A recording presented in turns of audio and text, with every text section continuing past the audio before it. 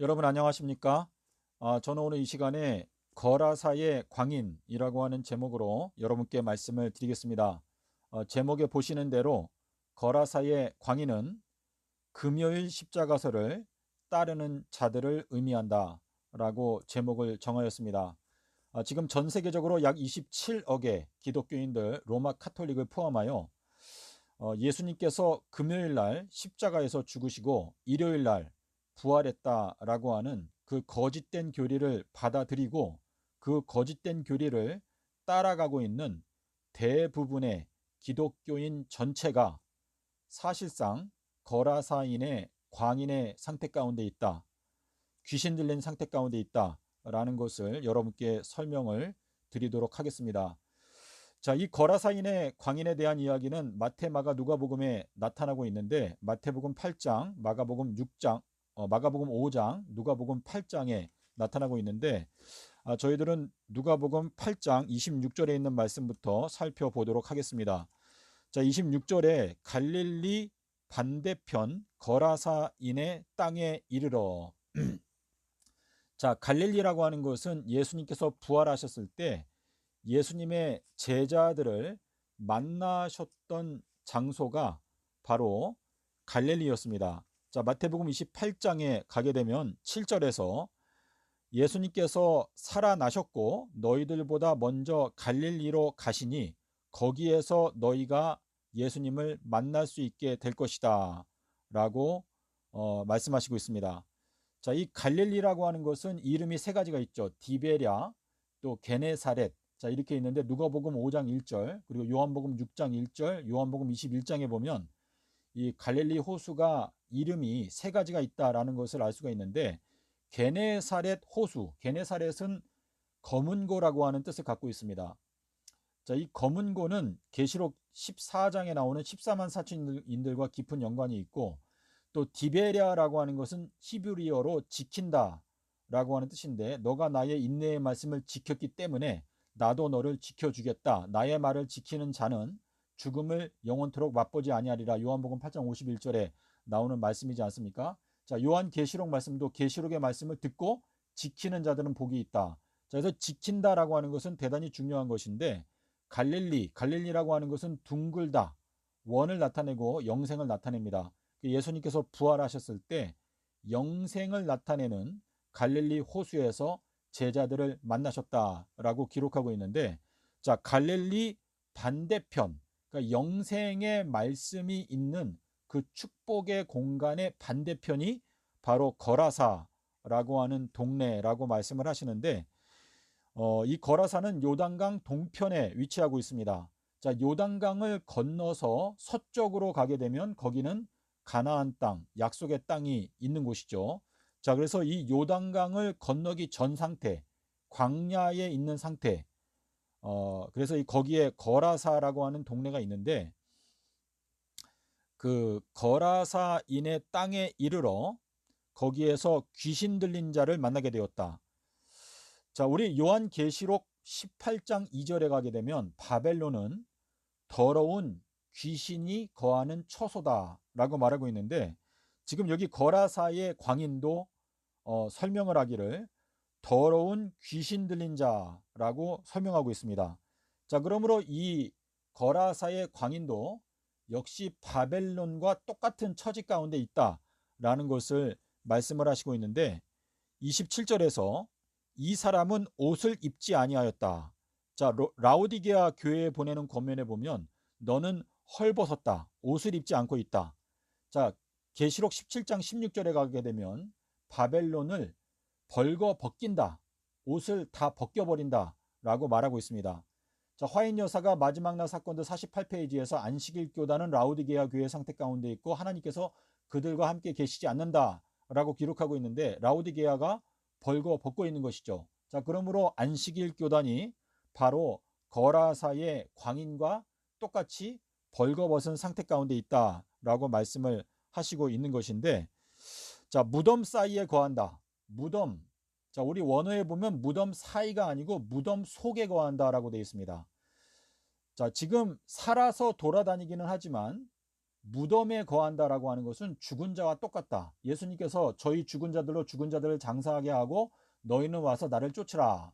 살아서 걸어 다니기는 하지만 죽은 자들로 예수님께서는 사람들을 바라보셨죠. 에베소서 5장 14절에서 잠자는 자들아 죽은 자들 가운데서 깨어서 일어나라 라고 말씀하시는데, 열 처녀가 다 졸며 잘새 밤중에 소리가 나되 보라 신랑이로다 맞으러 나오라. 자, 신랑, 남편. 우리 호세아서 2장 16절에 보게 되면 여호와께서는 남편이 되신다라고 말씀하시죠. 여호와께서는 엘요나, 높은 곳에 계신 비둘기가 되신다. 자, 밤중 소리 보라 신랑이로다 맞으러 나오라. 여호와 엘요나, 높은 곳에 계신 비둘기가 너희들의 신랑인데 그 신랑을 맞으러 나오라. 자, 비둘기의 표 삼낮삼밤 땅속에서 지혜로운 처녀들은 그 삼낮삼밤 땅속에서 솔로몬의 지혜보다도 더 큰 지혜를 받아들이는 자들이 지혜로운 처녀들이다 라고 말씀을 하시고 있습니다. 자, 예수를 보고 부르짖어 가로되 지극히 높으신 하나님의 아들 예수여 나와 당신과 무슨 상관이 있나이까. 자, 여기에 보게 되면 지극히 높으신 하나님의 아들 예수여. 자, 히브리어로 지극히 높은 하나님을 히브리어로 엘yon, 엘요나, 높은 곳에 계신 비둘기. 자, 이 말은 무엇입니까?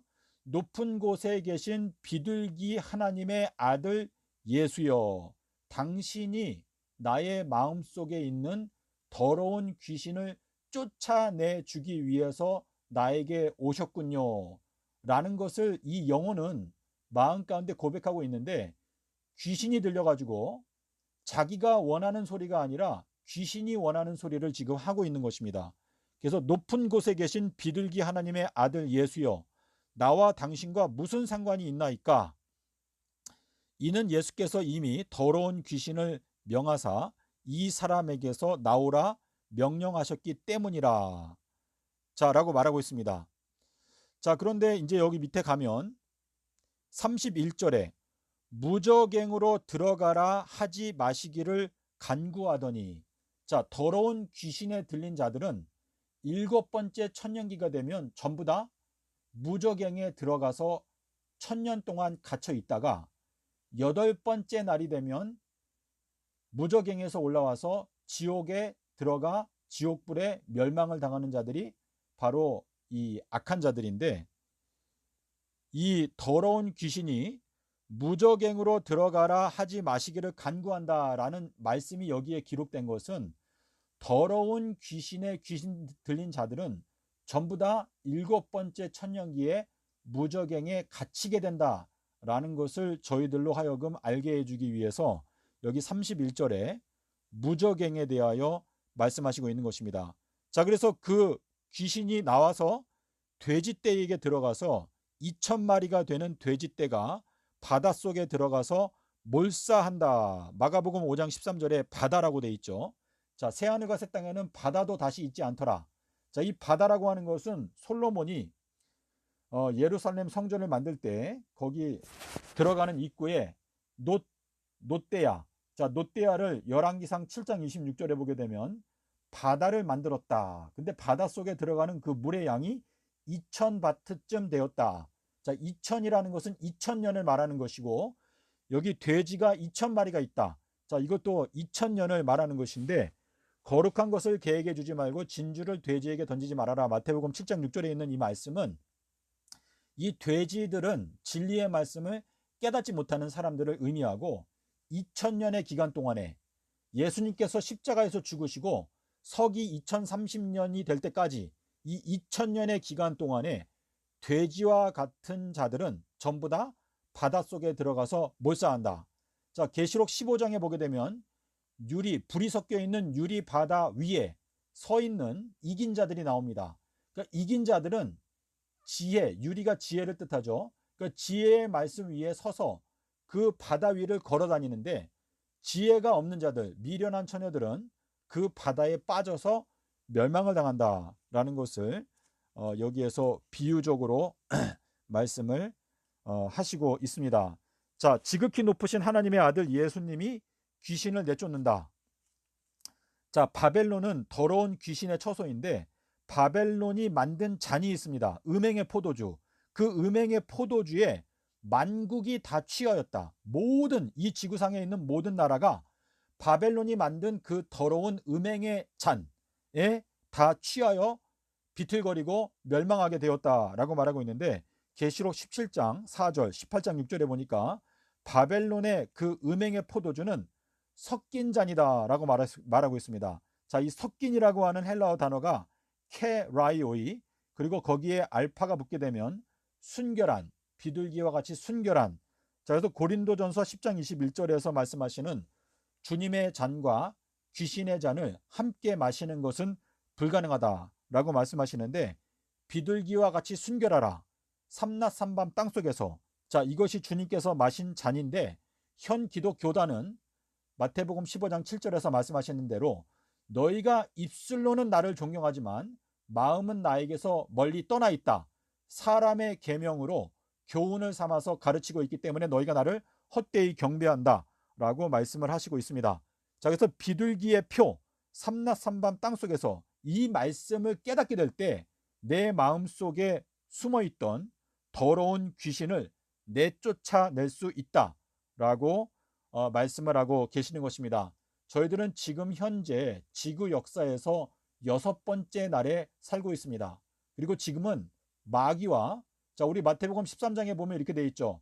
가라지는 먼저 불로 태우기 위하여 단으로 묶은 다음에 무저갱에 던져놓고 1000년 동안 거기에 가둬두었다가, 그리고 1000년이 차면 유황 불못에 던져 불태운다. 자, 마태복음 13장 30절에서 말씀하시는 가라지는 먼저 불로 태우기 위하여 단으로 묶고, 자, 계시록 20장에 가니까 뱀을 어떻게 하죠? 쇠사슬로 묶는다. 그러니까 지금 저희가 지구 역사에서 6째 날 살고 있는데, 이 쇠사슬은 바로 삼낮 삼밤 땅속에서 라고 하는 쇠사슬인데, 이 쇠사슬로 금요일 십자가서를 따라가고 있는 현 기독교단 27억의 기독교단을 지금 오늘 꽁꽁 묶고 있습니다. 그리고 이 27억의 기독교단을 이제 무저갱에 던져놓고, 그리고 1000년이 지나간 다음에 무저갱에서 올라오게 되면 그때 유황 불못에 불태워 멸망시킨다. 자, 이것이 바로 금요일 십자가서를 따라가는 자들이 걸어가게 되는 길입니다. 마귀는 지난 6000년 동안 예수님의 십자가 사건의 그 진리에 흠집을 내게 되면 기독교단 전체가 멸망당하게 된다는 것을 알고 있었기 때문에 예수님께서 금요일날 죽으시고 일요일날 부활했다라고 하는 그 거짓된 교리를 현 기독교단 전체에 다 퍼뜨려 왔습니다. 하지만 금요일 십자가설은 사실상 예수님의 십자가의 이야기로 둔갑한 마귀의 길, 저주의 길이라는 것을 저희가 알 수가 있습니다. 예수님께서는 서기 30년 수요일에 십자가에서 죽으시고 일요일날 부활을 하셨죠. 자, 그래서 오늘 이 거라사의 광인, 이 이야기를 통해서 지금 현 기독교단 전체가 거라사인의 광인처럼 귀신 들린 상태 가운데 있다는 것을 여러분께서 마음 가운데 꼭 깨닫고, 예수님께서 12 제자들을 보내실 때 귀신을 쫓아내는 권세를 주셨죠. 그 귀신을 쫓아내는 권세가 바로 삼낮 삼밤 땅속에서 라고 하는 그 말씀의 권세를 말하는 것인데, 이 삼낮 삼밤의 진리를 깨닫게 되면 저희들은 평강의 언약, 삼낮 삼밤 땅속에서 예수님께서 서기 30년부터 서기 3030년까지 새 예루살렘을 건축한다 라고 하는 이 평강의 언약을 여러분께서 깨닫게 될 수가 있습니다. 자, 말라기서 3장 1절에 보게 되면 말라기서 2장 5절에 평강의 언약이 나오죠. 그리고 말라기서 3장 1절 2절에 언약의 사자가 나옵니다. 주님께서 이제 언약의 사자를 보내는데, 그 언약의 사자가 올 때 어느 누가 그 앞에 일어설 수 있겠느냐. 자, 일어선다라고 하는 것은 다니엘서 10장 11절에서 깨닫고 일어서라 라고 말하지 않습니까? 자, 그래서 말라기서 3장 1절 2절에서 말하는 이 언약의 사자, 이것이 바로 삼낮 삼밤 땅속에서 평강의 언약, 예수님께서 서기 30년 수요일에 십자가에서 죽으시고 일요일 날 부활하셨다라는 진리를 말하는 것인데, 여러분께서 여러분의 집을 이 삼라삼밤 땅속에서의 진리 위에 건축하지 아니한다면 여러분의 집은 무너질 수밖에 없게 될 것입니다. 자, 그래서 지금 예수님께서 저희들을 이 거라사의 광인의 상태 가운데서 이제 귀신을 쫓아내시고 저희들을 구원하기 위해서 지금 현재 역사하고 계신다라는 것을 여러분께서 마음 가운데 생각하시고, 지체하지 말고 거짓된 오류를 버리고 진리의 말씀으로 돌아서게 되시기를 바랍니다. 이제 2026년도가 코앞에 와 있습니다. 여러분께서 단 한순간도 지체하지 말고 예수 그리스도께서 독생자께서 닦아놓으신 유일한 영생의 길 삼라삼밤 땅속에서 그 길을, 곧고 협착한 그 생명의 길을 따라가게 되시기를 바랍니다. 예수님께서 아비벌 18일 날 무덤의 문을 열고 나오셨는데, 그 무덤의 문이 바로 새 예루살렘으로 들어가는 진주문이라는 것을 꼭 마음 가운데 깨닫게 되시기를 바랍니다. 네, 오늘은 여기에서 마치도록 하겠습니다. 감사합니다.